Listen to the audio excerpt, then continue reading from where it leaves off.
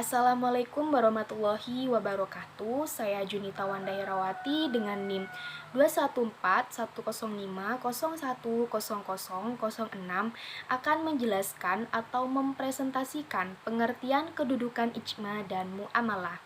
Secara etimologi, ijma itu berasal dari kata ajma'a, yujmi'u ijmatan yang artinya bersetuju, bersatu pendapat, bersepakat, dan dalam hal ini dapat kita lihat dalam Al-Quran surat Yusuf 12:15, maka tatkala mereka membawanya dan sepakat memasukkannya ke dalam sumur, lalu mereka masukkan dia, dan di waktu dia sudah dalam sumur, kami wahyukan kepada Yusuf, sesungguhnya kami akan menceritakan kepada mereka perbuatan mereka ini, sedang mereka tiada ingat lagi.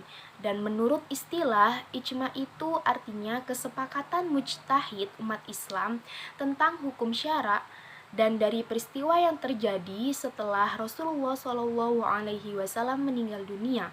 Sebagai contoh ialah setelah Rasulullah SAW meninggal dunia, diperlukan pengangkatan seorang pengganti beliau yang dinamakan khalifah.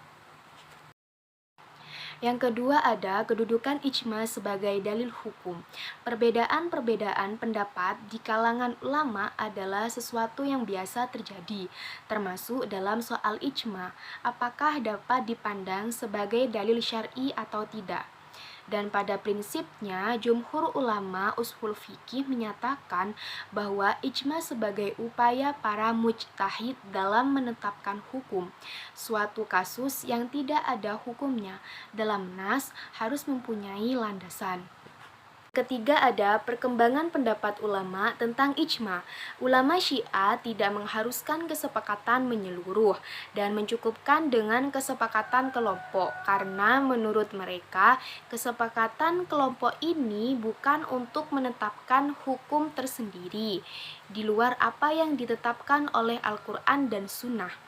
Bagi mereka, ijma itu hanya menemukan adanya sunnah, yaitu ucapan atau perbuatan seseorang yang dianggap maksum atau bebas dari dosa, yang dalam hal ini menurut mereka adalah Nabi Muhammad SAW dan Al-Bait atau keturunan Nabi dari Fatimah serta Hasan dan Husain.